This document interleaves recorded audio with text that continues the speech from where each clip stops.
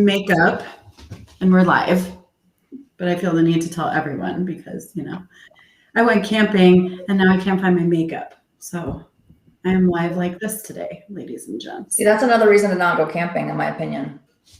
You lose your makeup. Yeah, but you don't have to wear it consequence. And it's like miraculous. It's the best. Okay, friendsies, we are here. We are live.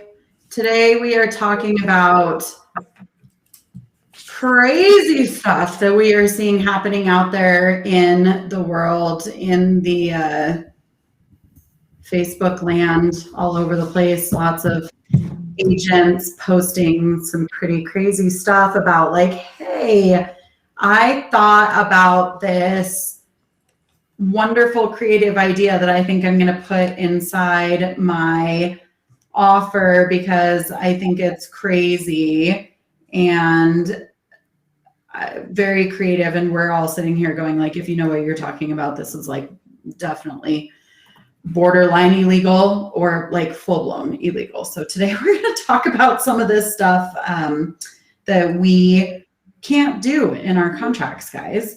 So let's start with one of the posts that kind of brought this up that we were thinking about talking about this week was a post where an agent wrote a post in a Facebook group and said, I can't figure out how to get my contingent clients accepted and under contract, right? So like they have a contingency. We haven't even listed their house yet.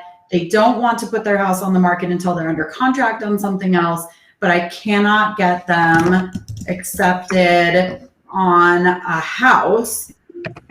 Like, what do I do, right? And so all these agents, guys, underneath this post went on and wrote, well, just don't accept a contingency then, or don't give a contingency then, right? Like, just say you're non-contingent. So let's talk about that. Can you have a contingent buyer and just not write your contingency into your offer? So this blows my mind. There are obviously, as buyer's agents and seller's agents, we have to listen to our clients. We are basically puppets. We need to listen to our clients, and we do as they say, as long as it's in laws and in the rules. That's not in the rules, guys. When a buyer tells you not to disclose that they have a house to sell, you are in violation. You are going to get in trouble. Blows my mind that that was even posted like that. That blows my mind that there are agents out there even doing that. And people wonder why we have a bad rap. So like, let's talk about, and I realize that this is going to sound maybe to some people that are watching stupid because we're breaking it down, right? But like, here's the thing. I legitimately believe that many people across the country, because we're certainly seeing this escalate and these posts happening more and more often, like I truly believe that people don't know this stuff and they're thinking that they're coming up with these like wildly creative ideas that allow them to kind of skirt the system and get offers accepted. And then the major problem is they're telling everybody in these groups that they've landed on this idea, and then tens of thousands, hundreds of thousands of agents sometimes in these groups are all of a sudden like, mind blown. I'm going to go and do this too, which is, it's not good. So, I mean, I don't know if there's anybody else on here watching out of state, but in Colorado, you have to disclose it. Is it different in other states? No? Is it all the same across the board? They might have different rules and regulations about, like in some states, if you have a contingency, it has to be listed within a certain number of days of contract acceptance. Like they have different stuff like that, but like, let's take it all the way back to the beginning. What is a contingency? There is something preventing you from being able to qualify for the house right now as is without having to do anything else. Yeah. The funds that you are using to purchase the next property. So it's two things. Number one, the funds that you're using to purchase the next property are coming from the sale of a property. Or two, you cannot qualify for a loan carrying both properties, and you have to sell property A in order to buy property B, right? We can all agree that's what a contingency is, yes? Yes. Okay, so if that's the case, and you say, so I'm gonna read this comment that is bringing up this entire thing, right, guys? Okay, so this said, I had the same situation. I was unable to get my buyer accepted on a new property. They were jumbo buyers with a house to sell. We took the risk of not saying we were contingent. We did a 45-day close on their jumbo purchase. So what they're saying is they asked for a longer closing date on the new house, okay, and did not say they were contingent, and then listed their house several days after going under contract. We asked the buyer on their current home to close by a certain date with a post-closing occupancy agreement through the time needed to close on the new house. Like 700 people liked this comment and then commented underneath it and were like, that's brilliant. I'm just gonna not say that we have a contingency too. Like, is that person's broker on that page? Because if I wrote that, my broker saw that, bye. Like, what? I think there's some confusion about whether or not that's okay, apparently. That's fraud, right? There's no confusion. I just had somebody do that on one of my listings, and luckily it closed and we closed. But when we found out about it, we basically had to like force it out of the lender because the other agent wasn't going to tell us.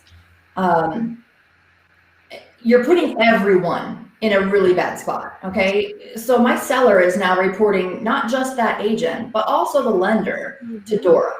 That's a problem, you guys. Like it's not like a fun tactic that you can use to get under contract what nobody else has thought of.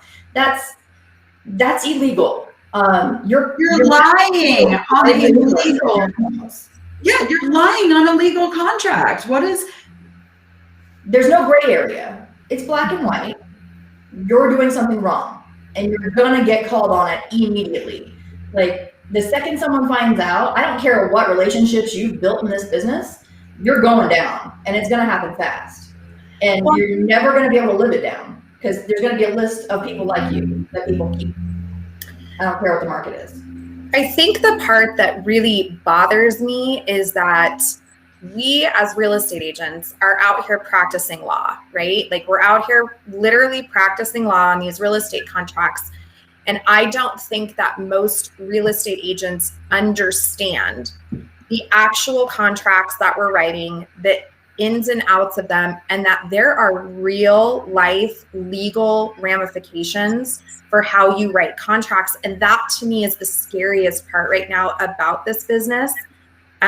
We are seeing more and more of these types of situations happen.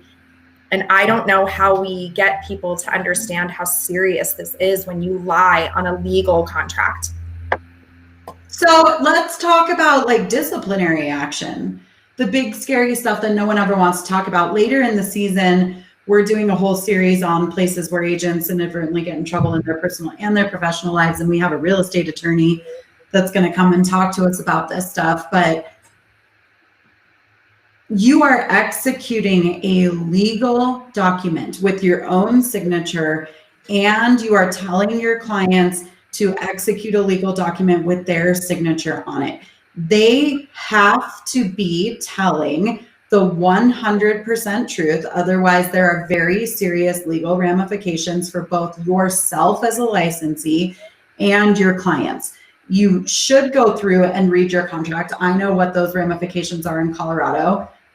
They're probably different in different parts of the country, but that could include me losing my license, me having fines, me ultimately having jail time if I'm really committing fraud. And then on my client's perspective, them getting sued right? Them losing tens of thousands, hundreds of thousands of dollars. Like this is very, very, very, like this is the number one thing that we do as real estate agents is write truthful and concise and clean contracts. And this is terrifying to me.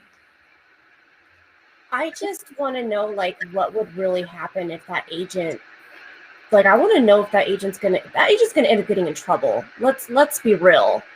I don't think that agent understands the situation that they're putting their buyer in. Like, let's say that seller accepted that contract and their contract on their house fell through.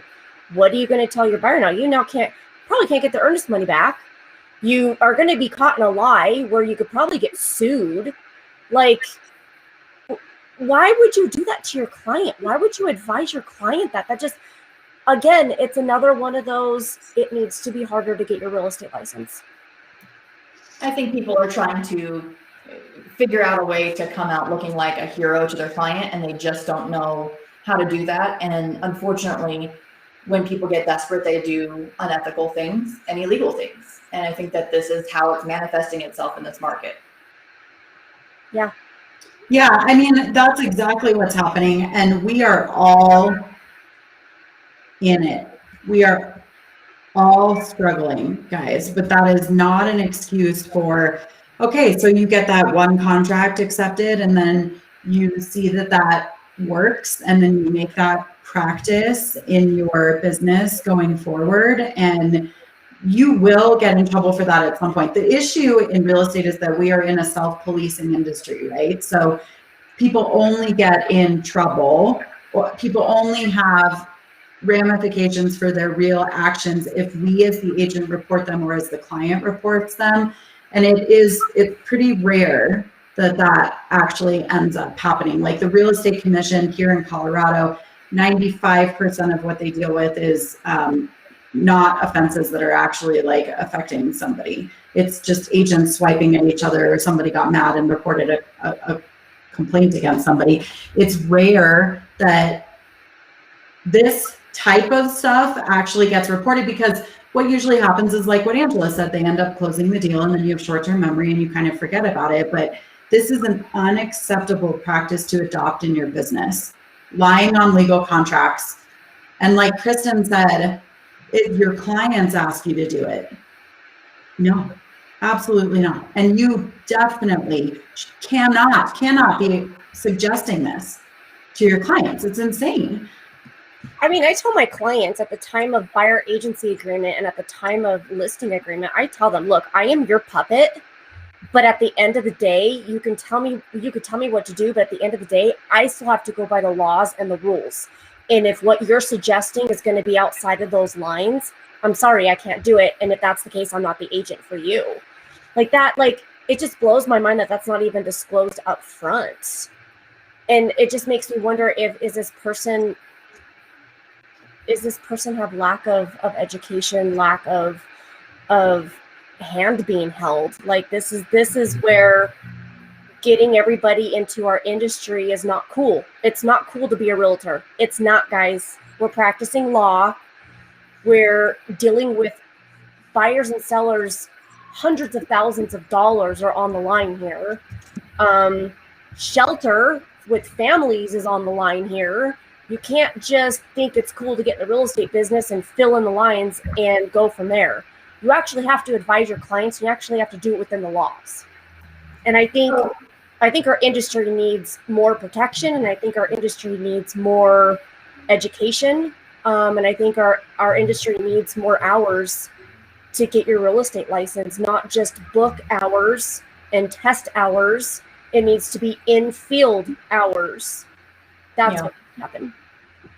What are some things that we can do as agents to try to make sure that we 100% know whether or not people are contingent, or if the money that they're putting down is their appraisal gap? If they have to sell a house to be able to have that amount of money, that's still a contingency. So what are some things that we as agents can do to make sure that we're protecting our sellers from that, and and our buyers, because we don't want to put them in a bad spot either, right? We don't want somebody to say, hey, we've got that money and we haven't checked to make sure that they do. So what's something maybe that you do, Kristen, that might help protect the seller and make sure that we know if those people are contingent, in fact, or not. It's going to come to, after seeing this post, that's going to be a question that I'm going to be starting to ask lenders now when I have, multiple offers on one of my listings. That's going to be my questions. If you're a top contender for my seller, I'm going to call you and ask you, how are they getting their funds? Do they have a house to sell? Obviously, that's another thing that we have to add to our list, along with other stuff, because people can't do their jobs. Yeah, I agree 100%. I might even, look them up in the assessors, not just here in Colorado Springs, but across the country, and just look up their last name and try and find out if they have a house currently. And then ask specifically, do they have to sell that house to buy this one? Mm-hmm. So I've always asked, where are their down payment funds coming from? Is it a 401k? Is it a contingent sale? Where is that money coming from? If it's a 401k, where's the proof? How long does it take to get the money out of the 401k? If they have a house to sell, or if they own a house, can they go non-contingent, and where are the proof of those funds? I feel like anymore vetting offers is being a private detective. And it's literally digging into the history and the meat and potatoes of who these people are. I've had it where my client has been non-contingent. We were selling their house though, and she had the funds. That agent looked me up, saw that I had her property listed, went back to the lender, asked for proof that she could in fact go non-contingent. And I learned a lot through that from it being my client, right? And watching this agent go through the process, we weren't lying. We absolutely could go non-contingent. And that's what we were doing. But this agent noticed that my buyer had a house that we were selling. And he went through and made 100% sure that she was fully vetted before they accepted our offer. And I thought it was wonderful. And I learned how to do that through him.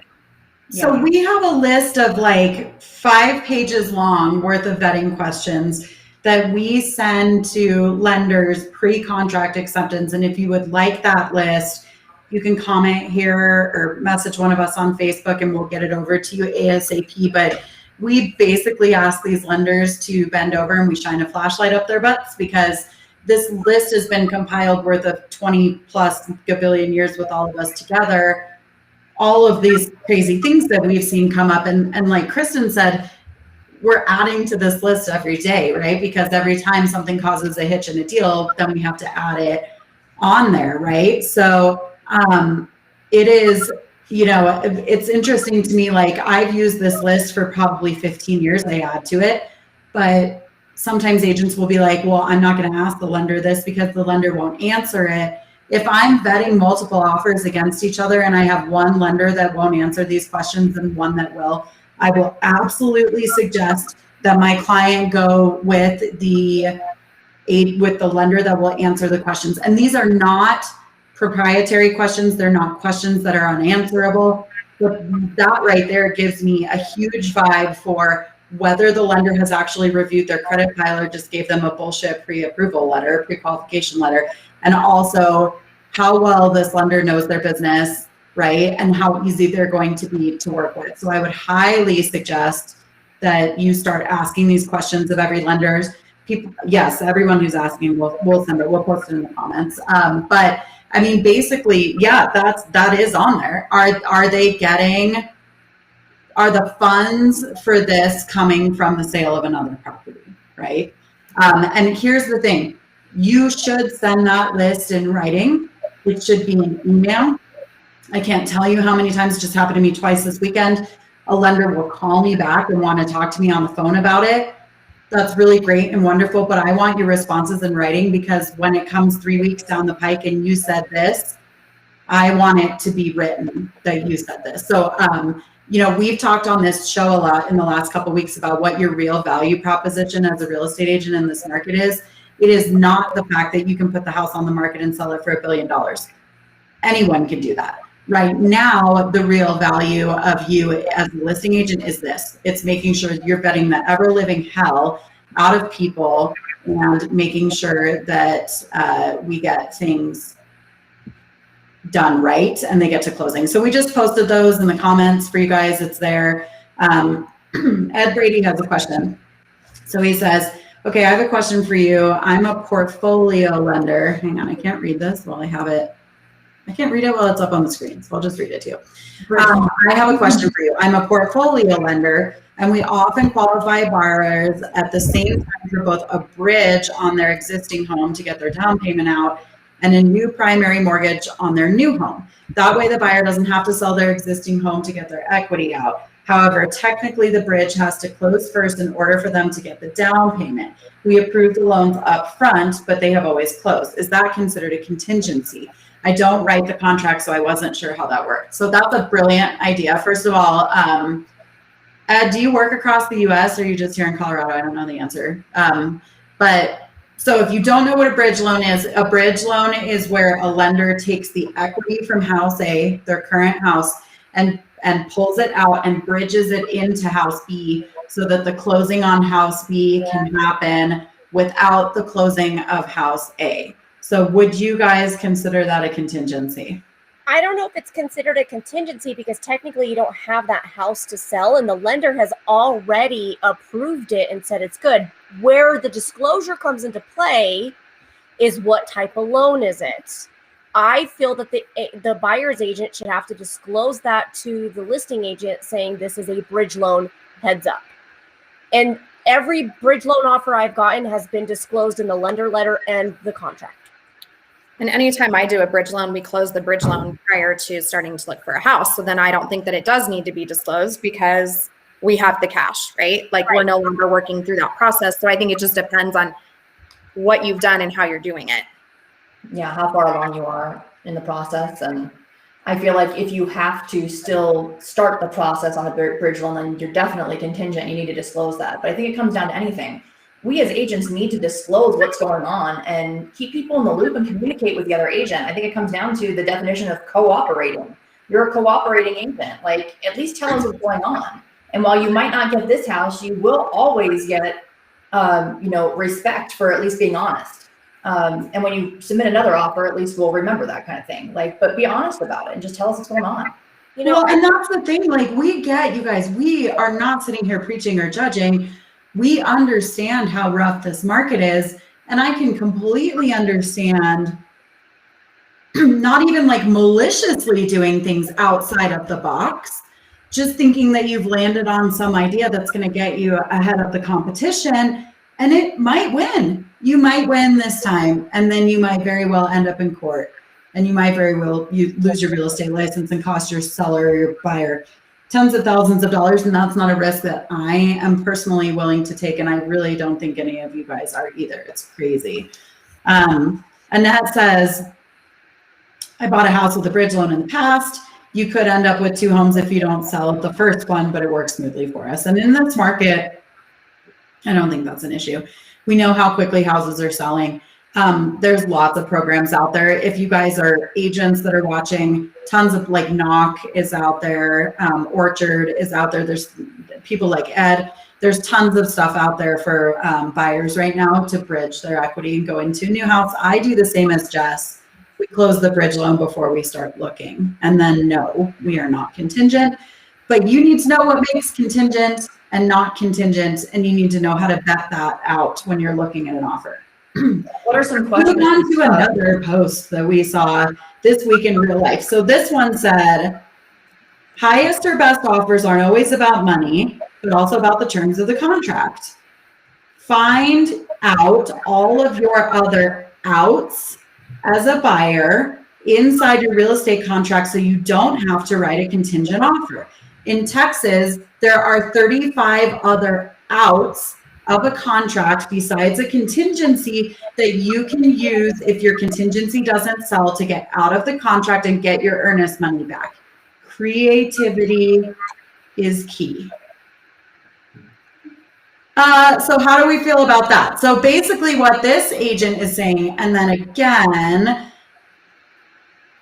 hundreds and hundreds and hundreds of real estate agents commented underneath this comment and were like, oh my God, that's a great idea. I'm going to do this from here on out.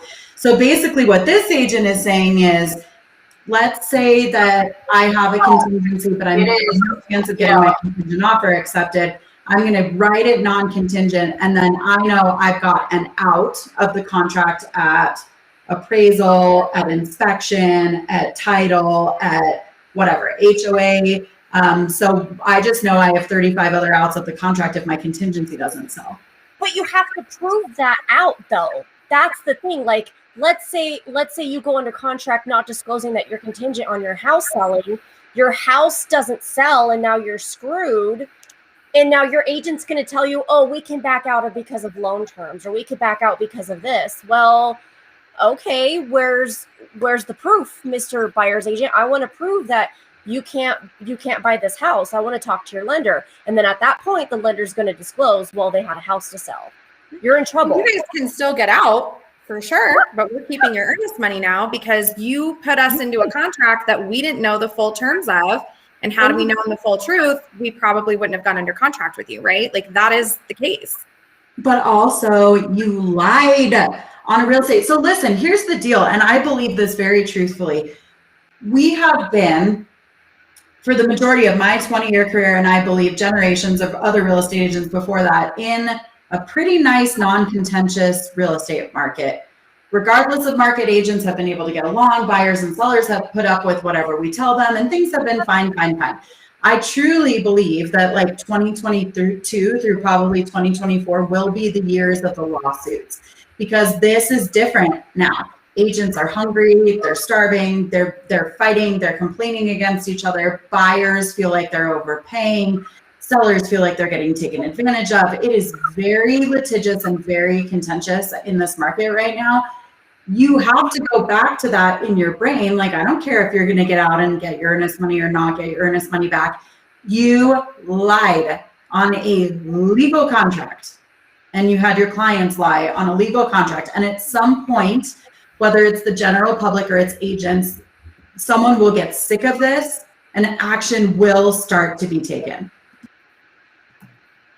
Yeah, and I think it's up to us to police that and, have our clients police that. I personally don't want to report every agent under the sun to Dora. I don't want to do that. But if you're doing something wrong and I call you and I coach you through it and I don't feel like it's falling on ears that are actually listening and understanding why it's a problem, then yes, we're going to have to get you reported because I don't think that you're going to ever change. But, the Dora process sucks, okay? As somebody that's gone through it, it's fucking horrible. Dora is our real estate commission, by the way. Yeah. So yeah. Before you report somebody to Dora, make sure that you really understand how terrible that process is and make sure that the punishment is going to fit whatever the crime is, because it's not just the actual fine that comes down or the mandate that they say that you did something wrong and here's what the consequence is. That whole process is several months, years, thousands of dollars, tens of thousands of dollars to fight whatever it is that you might be reporting somebody for. So make sure that whatever it is, and you're advising your clients to, maybe report them on, for that issue, make sure that, you understand what that really is, because it's hell. Even if you're innocent, it's hell. We're actually going to talk about that in a little bit here too. But yes, Kristen. That just shows you the lack of, again, hand-holding in our industry. I mean, if you're stupid enough to put that in your contract and not go to your managing broker or go to another realtor and say, hey, I have this idea, what do you think? Get it off somebody first. That just blows my mind. Hi, Hayden. Jess's son just walked through naked. That was like the greatest. Thank you for the comic relief, Hayden. Hayden, we're on a Facebook Live right now. Everybody just saw you. Oh my God. Oh, lovely. Okay. But that goes like, this isn't just about so this issue, let's just write a contract and then use our other outs, right, to terminate. That's not just about a contingency, right? That could be about anything. So you need to be telling your clients, if we write something in an offer, you are 1,000,000% prepared to execute that. We are not writing shit in offers that we are not going to go forward with. And that's anything like health, safety, major mechanical, right? Reducing inspections, covering appraisal gap. If you say that you have the appraisal gap, you are going to have to pay it if the appraisal comes in low. If you say you are not contingent and you can't get your house sold and something happens with your contingency, you are legally signing on a legal form that you are going to conform to a contract. So we need to not be encouraging our clients to do all this like crazy willy-nilly stuff and just saying like, oh, we'll just get out an inspection, or oh, we'll just get out an appraisal. Like, it's absolutely crazy to me to do that. One of the other issues that we've seen come up recently is financing types. So this, I know Jess had an issue with this. I've seen several other posts about this. This is, so basically buyers write a conventional offer, and then at some point during the transaction, they change their financing to VA or FHA. Okay, so in years past, that probably wasn't that big of a deal. We don't care, not a huge deal. In today's market though, like what can happen very, very easily is there are true differences, especially in the appraisal part of the process, between these different types of financing, right? So if you write a conventional offer and then you go from conventional to VA or FHA and you have no appraisal gap coverage, or you don't have enough appraisal gap coverage, your sellers very well could find themselves short on appraisal without the buyers covering it. And that's really scary. So how do you vet that out as a listing agent, and how do you deal with it as a buyer's agent? Well, the one I just had was actually my buyer, and the lender swore up and down, wrote a lender letter that it was conventional. We were in the contract for, I think, 6 days. And he called me and said, we're changing financing to FHA. He was actually never qualified conventional. And it's not my lender. So like, let me be very clear. This was a friend of my client's from college. He wanted to use him. It's not one of my personal lenders.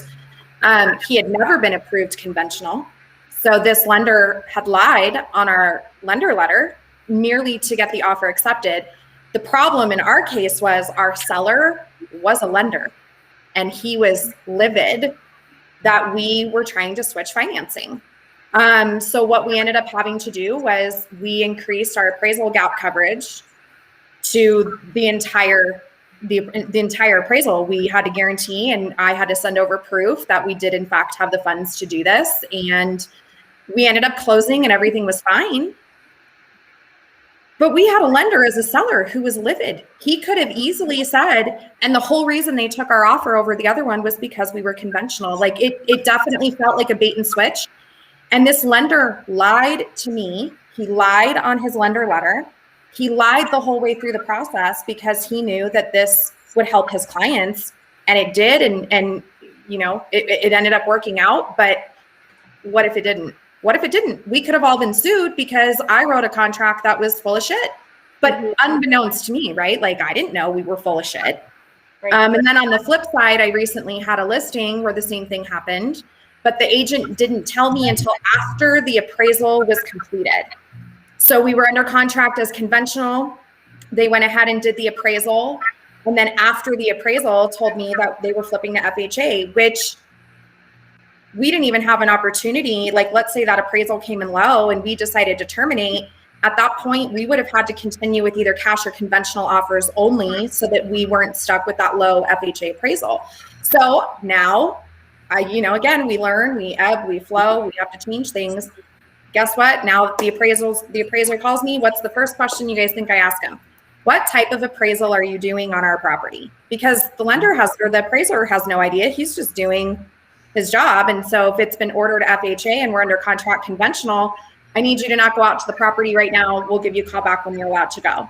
And then we have to work through that. So now we've just added yet another question to our bag of tricks that we have to vet, because right now you're also a private investigator as a real estate agent, right? And so these were two situations I had in the last 3 weeks. Like these were very recent, last 3 weeks. And so now we've changed things again, and here we go. And you should be asking the lenders that's in that list of questions, right? Is there any chance they're going to flip financing types? And then also, you probably will know the answer to that question just in the way that the lender answers the rest of the questions, like how much money down do they have, tenure and jobs, all those things. You'll learn how to just realize that they probably are conventional buyers, credit scores, all that stuff.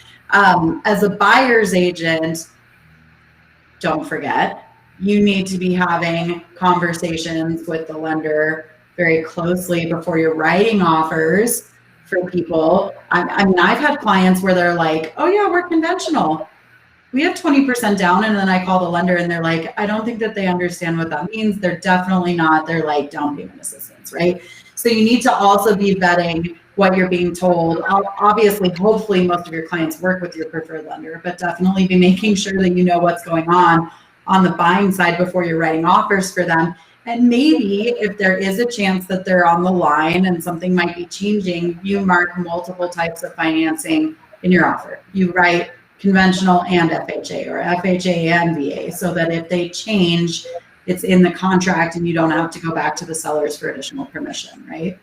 I would add to that and say, it's also an issue if you're changing lenders from the beginning of the contract and then you're just moving to a different lender and not telling anyone. While it might not be illegal, it would definitely be changing whether or not we approve the offer the first time. If you're changing to a lender that has a reputation for not closing or closing in 45 to 60 days, that would be information that we would want to have up front. So by not doing that, it's not just a bad faith thing. It's not a best practices thing. It's just be decent. Like, just tell us what's going on. Like, if you're moving to another lender, what's the reason for it? If you're going to, let's say hypothetically, because this just happened to me, if you're moving from a local lender to a Quicken Loans, and they're asking now for all kinds of different inspections that are not inspections that we would typically have here in town, I would want to know that kind of thing ahead of time. And I should not be finding out from the title company of all people that we've moved lenders. I mean, if I'm calling as listing agent the other lender and they're not answering and they're dodging my calls because you guys have moved lenders and nobody's told me, that's a problem. Like, it's not gray area, that's black and white. Like, communicate with the other agent. It's not hard. Let's talk about one that we don't really know the answer to, right? Because we are always willing to accept that we don't know everything. We're learning every day. Offering on multiple houses at one time. Ooh, this is like a salty, crazy subject, right? So like, never, ever, ever, ever, ever in my career would I have ever done this before. Until now. And I'm talking about, you see 4 houses on Saturday, buyer likes all 4 houses. You probably have no chance that you're going to get any of the 4. What do you do? Right? So this is a trip right now. I mean, in my opinion, when you are writing an offer in Colorado, we have a section in our offer that talks about good faith, that all parties are acting in good faith, right? I believe that you would probably, it would hold up in court that you were violating the good faith clause of that contract by offering on multiple properties at one time. But I mean, right now, earlier this year, like when houses were going up whole communities, $50,000 a weekend, if we waited until the next weekend to find out if we got our house, got the house, my clients could be priced out of the neighborhood. It's $50,000 higher next weekend. So like, what are you guys doing with this? Well, I mean, I have kind of a different point of view. So, we are doing it, but we're doing it with a disclosure in the miscellaneous traditional provisions. It says, hey, we are offering on multiple properties. We don't have the luxury of waiting for 5 days from the time that we submit an offer to the time that it may or may not be, accepted. So we're reserving our right to offer on other properties in the meantime. And if we get it, we'll pull our offer. But I think it comes down to disclosure, because that's kind of what it usually comes down to, right? Where issues happen is when people don't know what's going on. So as long as you're disclosing it, I don't see a major issue with it, because you're letting people know that it's happening. Right. I've never had to have the issue, knock on wood. I've never had to do that. And I hope I don't have to do it. But I agree with Angela. I think if you are going to do it, consult with your managing broker first, consult with your company lawyer first, and see if there's any verbiage that maybe they could come up with to help you. But I tell my clients, over disclosing is going to be your best bet. I think especially down here where we have a couple of, I would say it's more commonplace to allow offers for a very long period of time and then decide on it on like a Tuesday or a Wednesday of the following week. Like, people just don't have the luxury of waiting for a whole week to find out. Like, it's just, It's not cool, first of all. I don't understand why it's happening, but it is. And because of that, I think that's why this has come into play. You know, if people are gonna have to wait for 5 days to find out if they got the house or not, they could be looking at other houses. Otherwise, you know, they're pigeonholed into this one house and they might not get it. And there's 20 other offers, but they might want the house, but ultimately we don't have the luxury of waiting for a whole week to find out, you know? And I just want to say, if you think you're sneaky, you are not sneaky. Like, I will find you out because I know my shit and I know how to dig for stuff. So like, I had this happen earlier this year. We went under contract on a property. It was a ridiculously phenomenal offer, right? I had like 27 offers on the house. Went under contract Sunday night. Monday at like noon o'clock, the buyer's agent messages me and is like, the buyer lost his job this morning. He went in and he got fired and he's not going to be able to purchase the property. We're oh so sorry. So I emailed the lender who I had talked to the night before because, right, I sent my list of vetting questions. So I have a relationship with the lender and I was like, what happened? And he was like, oh, he got the other one. He wanted more. Right. See? So like, if you think that you're being, and he was like, the agent just told him not to turn in his earnest money and then the contract would be null and void. Like, if you think that you're being sneaky, someone will catch you, and you might not get someone as nice as me who's like, who didn't do anything about it, who let it go, right? I feel like reporting people in this industry always makes me feel like there's karma and like I'm going to report them and then I'm going to get reported, which I'm not doing anything wrong, but that's how I feel. And that's why I don't do it. But I do see situations all the time that very much need to be reported. Yeah. So let's put that into effect. Let's say we were in a seller's market. Let's say we were in some of it of a leveled out market where, you know, it takes a couple of months to maybe sell your house, you know. Let's say that happened. Let's say that person lied and said, I lost my job and backed out. As a seller, I would sue. I'm sorry, I would sue you. You lied. You completely lied. And we caught you. I mean, granted, in this market, sellers are going to be like, whatever, you know, I could put it back in the market and get a new buyer, whatever. But what if it wasn't a seller's market? You know what I mean? Like these. And integrity, it's a slippery slope. So you do it once and it works and you get your contract accepted and then you do it again and it works and you keep doing it. And then all of a sudden you're really opening yourself up for legal liability. And the issue is you're not just opening up yourself for that. You're also opening up your clients for that. And that's wrong. Very, very wrong. Yeah. Let's talk about filing complaints since we're on that subject. This is kind of an interesting one. So I also want to talk about being a cooperating broker and what that means and when it is or isn't appropriate to complain against a fellow agent. So there was a thread I was reading last night in one of the groups, right? And this woman went on this group and said, and she had submitted an offer. And the agent did not call her to let her know that the house went under contract with a different buyer.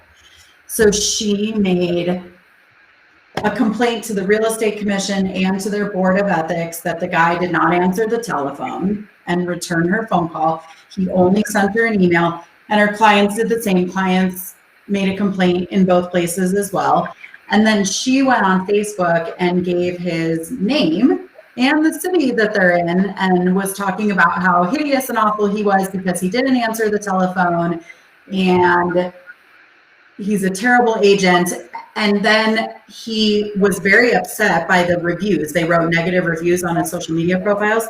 He was very upset about the reviews and called her and asked her to take the reviews down. And she was abhorred that he called and asked her to take the reviews down.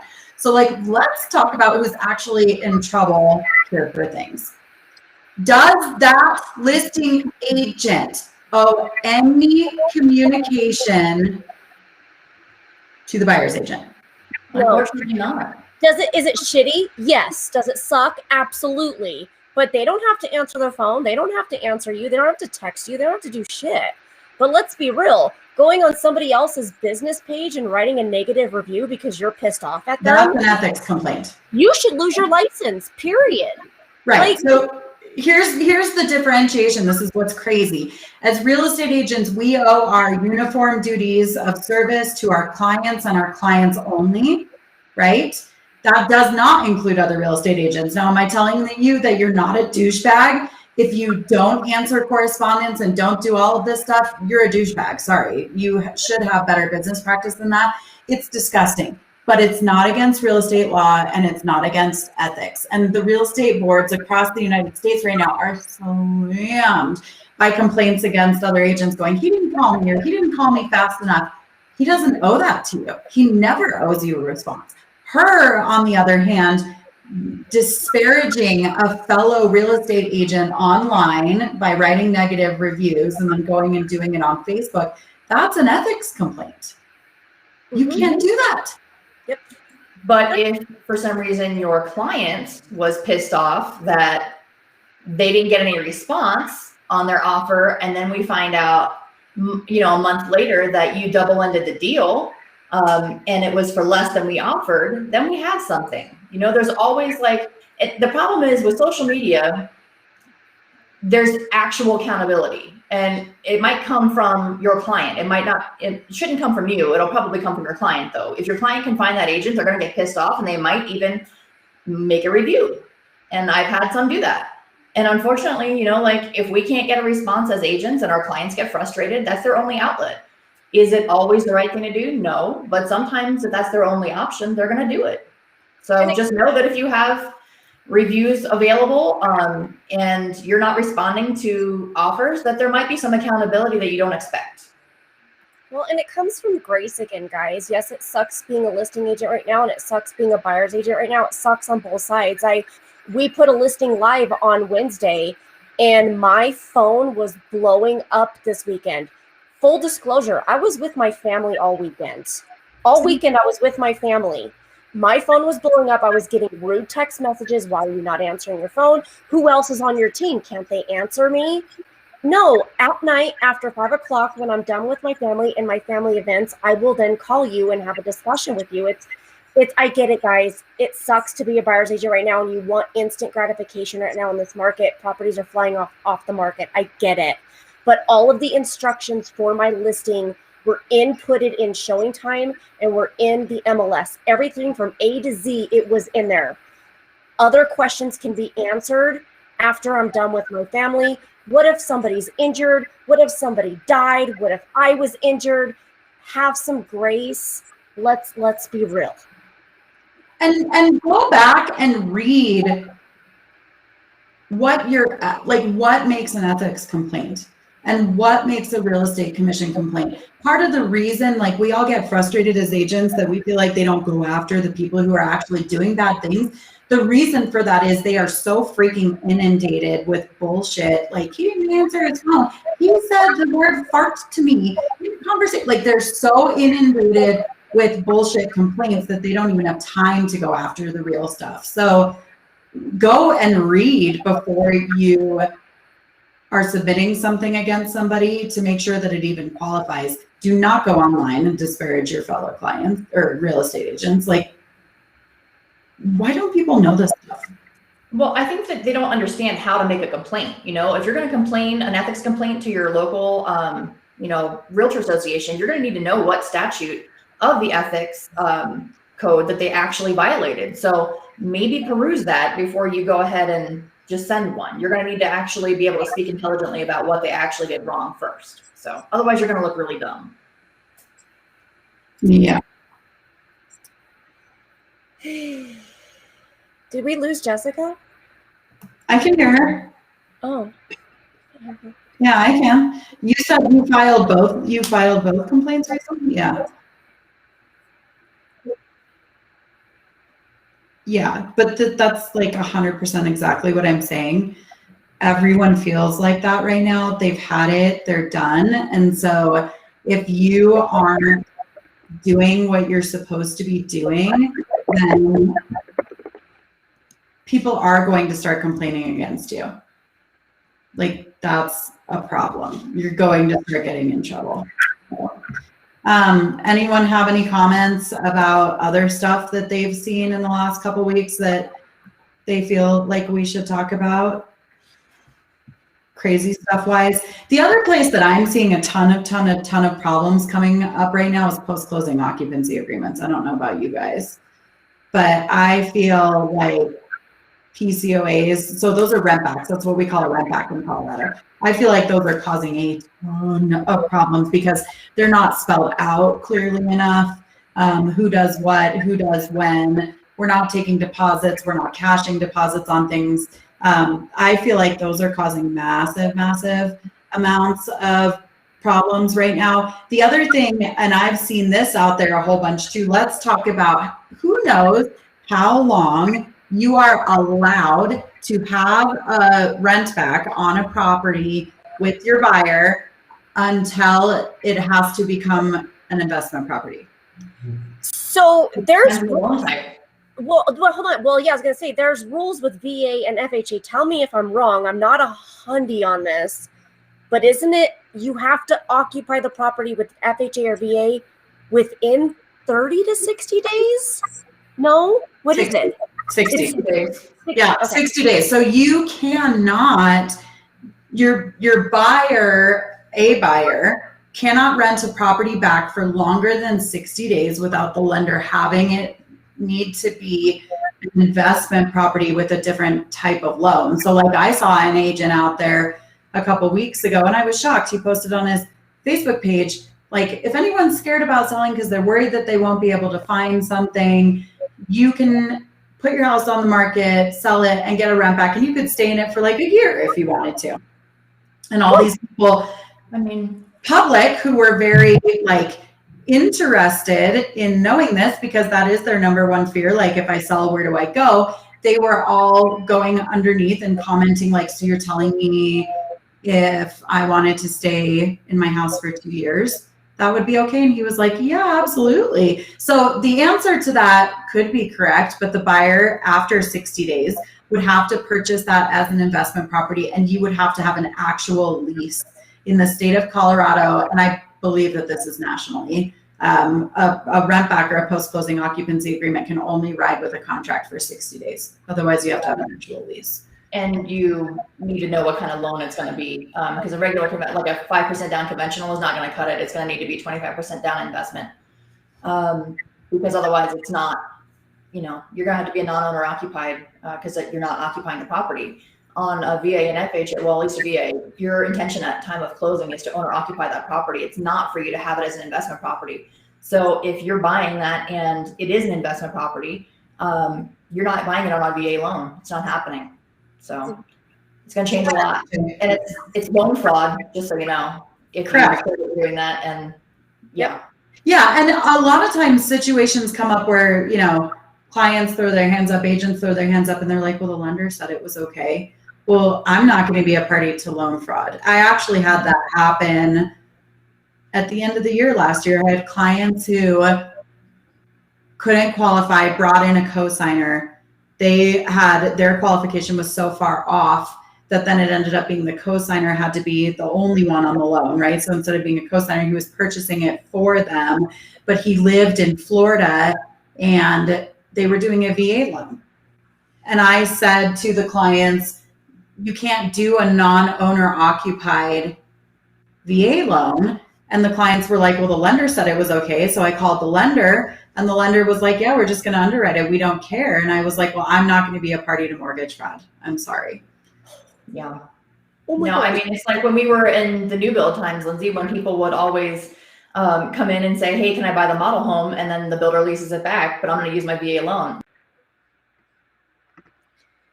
I don't know. I know being in this industry, it takes a little bit to understand all of those rules and regulations with VA and FHA. I totally get it. So I guess what I would say is my advice to the newbies out there is sit down with a local lender and ask questions. Have them teach you each loan. Sit down with the title rep. Have them go over a title commitment with you and what they do in the background. honestly, that's what we need. We need that in our industry. That needs to be more field work. We need to have hours with the title company. We need to have hours with the lender, because we're all working together to get that one person to the closing table, and we all have to work together within laws. And if I don't know a title law, I don't need to be answering those questions. I need to be just giving it off to a title person. If I don't know VA rules and FHA rules, I need to be asking the lender. And we need to sit down with those people in our industry, and we need to get the insight on that. That's what I think needs to happen. That's phenomenal advice, Kristen. And also get in a contracts class. And I know that sounds like weird right now, because you're like, I don't have time. I'm just dying trying to get my stuff accepted. Like, the whole point of this conversation was to say, do not forget that you are the gatekeeper for which a lot of stuff passes through that can either be your fault or inadvertently slip through if you don't know what's happening, that you can absolutely lose your license, your career, your income, everything over, guys. This market right now, we keep saying it, it's the most skill-based market in the history of real estate sales. You need to be sharpening your sword all the time, getting in conversation with other people that you can brainstorm.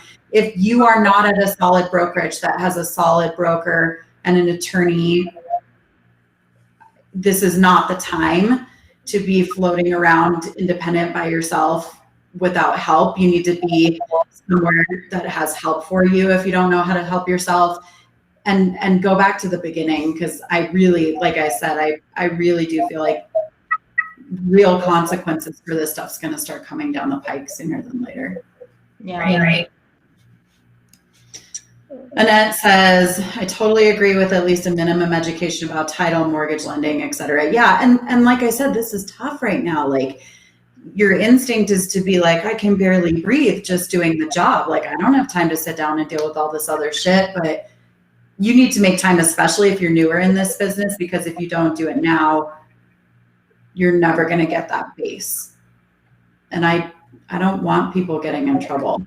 We want to clean the business up. Right? We don't want people getting in trouble. Yeah. That was kind of an intense conversation today. I liked it. I think agents really need to understand that they really need to understand their contracts, and they need to talk to their managing brokers and their lawyers and title reps and lenders. You don't do it all. You don't do it all. You don't know it all. You need to ask questions. There are so many different scenarios with a transaction that might be different than you've ever seen. And while I appreciate having, a nationwide page or something to ask questions on, you're never going to actually explain every idiosyncrasy about that contract. And you might be getting advice from people that have no idea what they're actually doing. So that's why when people say ask your broker, it really is an ask your broker type of question, or your attorney. So make sure that you're asking the right people to get the answers that you need. Otherwise, you're going to find yourself in worse trouble than you probably started with. Right. Yeah. And like, reach out, build a tribe. I cannot tell you guys, like, how many times a day do you think that we message each other internally and go, hey, have you guys ever seen this before? What do I do with this? I need help. Like, I've been in this business 20 years and I've done over 5,000 transactions in my career. And every day I'm like, hi, broker.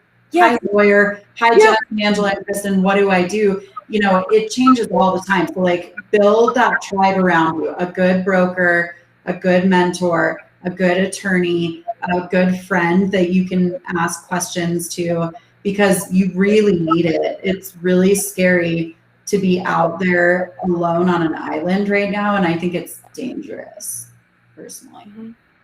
Agreed. Thanks for hanging with us, guys.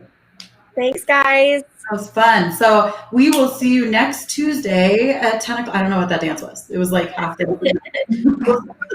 We'll see you next Tuesday at 10, and I will try to find my makeup. And then Jess posted the lender questions in the comments of this post. But if you can't find it for some reason, or you need it in a different format, just go ahead and reach out to one of us. We'll get it for you right away. Love you guys. Bye, guys.